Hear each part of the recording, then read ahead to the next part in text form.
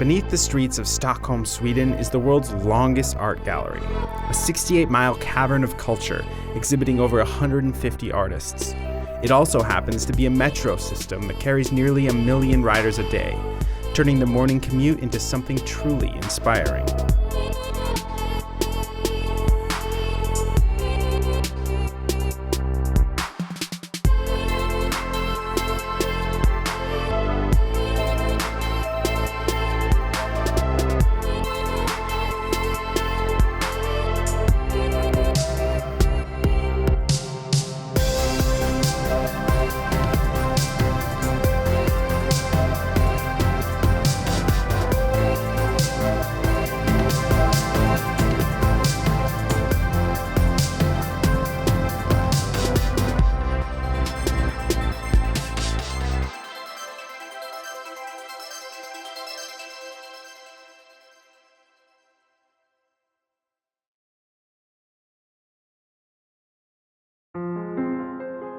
In the old English seaside town of Margate, there's a mysterious underground cavern adorned with millions of seashells.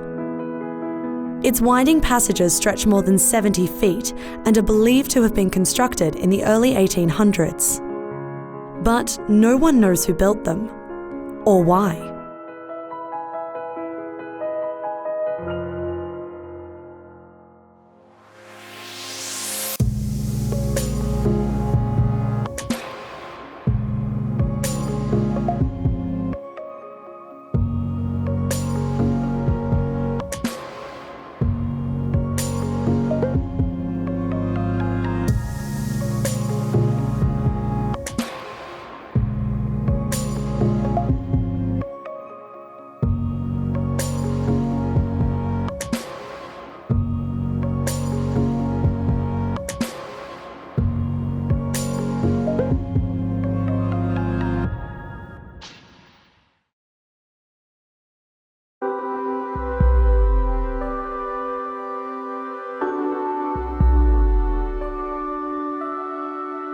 Three and a quarter miles east of Key Biscayne, near Miami, Florida, is an underwater eternal resting place for ocean lovers.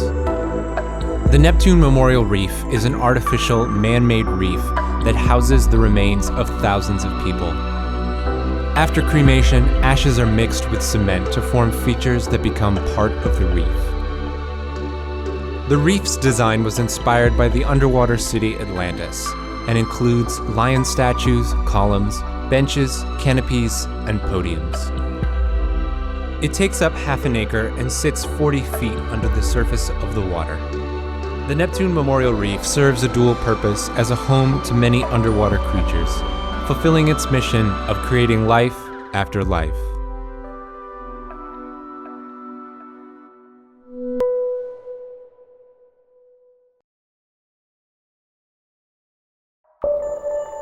Anytime I'm inside a cave, I feel I'm in a different time scale. Above the ground is much faster. The tree grows and dies in like 100 years. But inside the caves, it's millions of years and it's timeless.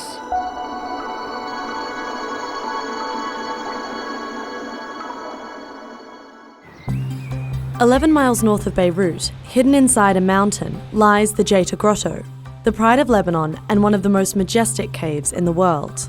When we say Jeita Cave, everybody knows Jeita Cave. It's a very important cave because it's the main water source of Beirut and the area near Beirut. A small portion of the Jeita Grotto is open to the public. The rest is accessible only to a select few, including the Speleo Club. Founded in 1951, it's the oldest, most respected caving club in the Middle East. The Speleo Club de Liban was founded during the explorations of Jeita Grotto. The same history of our club is the history of Jeita Grotto. Every week, the Speleo Club gets together and goes caving in the grotto. When they explore, they travel by boat down a subterranean black lake. Their mission is to discover new caves, map them, photograph them, and ultimately protect them. There's no doubt that Jeita Grotto is really a work of art simply because of its huge scale and its huge formations. And those formations aren't set in stone. The cave is very much alive. All of this is still undergrowing. It's not a fossil cave yet. It's still living, this cave. In the last 65 years, the Speleo Club has discovered over 600 caves. Every weekend, their work goes on. We can't say that we had explored all Jeita Cave, because each 2 years or 1 year we discovered new things. So we are still working inside Jeita, and we will not finish.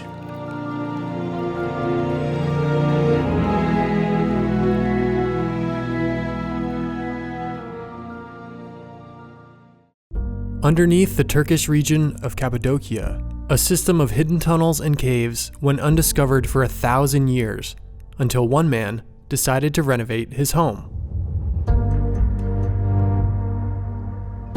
18 stories below the ground level in the Turkish region of Cappadocia is the ancient hidden city, Derinkuyu. The city was rediscovered in 1963 when a man knocked down a wall in his basement and stumbled across a hidden room. This triggered an excavation of the area to reveal the hidden city that is 1,000 years old and over 280 feet deep. It is thought to have been created during the Byzantine era around 1000 AD to protect the community from wars and natural disasters. It is made up of a network of tunnels connecting what would have been kitchens, stables, churches, wells, and even schools. The Cappadocia region is known for subterranean safe havens, and it's speculated that Derinkuyu may have connected many of them. The city likely could have hidden 20,000 people, livestock, and food supplies, making it the largest underground city in Cappadocia.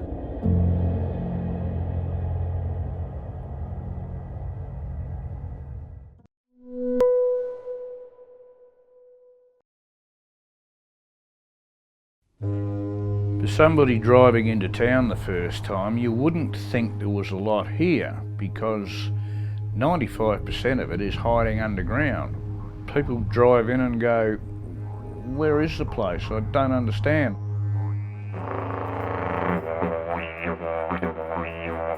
Coober Pedy is from the Aboriginal Coober Pedy, which means white man in a hole. At the moment upstairs it is about 122 degrees Fahrenheit. Down here we're sitting on about 71, 72 degrees. No air conditioning necessary. We're right out in the middle of nowhere. It takes a day to drive here from Adelaide. I'd say there's about 1,000 underground dwellings and at least 1,500 people living underground.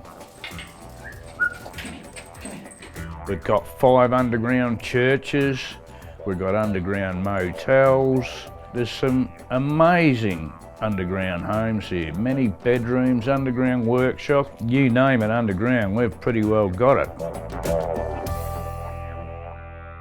I bought my dugout as a fairly small 2-bedroom dugout and I've been extending it over the years. Some of this I blasted out when I could get away with it. The cops don't like us blasting in town. We don't do it anymore. Back in the old days, if somebody was going to have a baby, we'd rock round there with a couple of compressors on a weekend and some jackhammers and a couple of cartons of beer, and by the Sunday night we dug out a room, cemented the floor and wired it up, and there's your new baby's room, honey. Even though we're so far away geographically from anywhere else, I don't know why, but we just love the place to bits.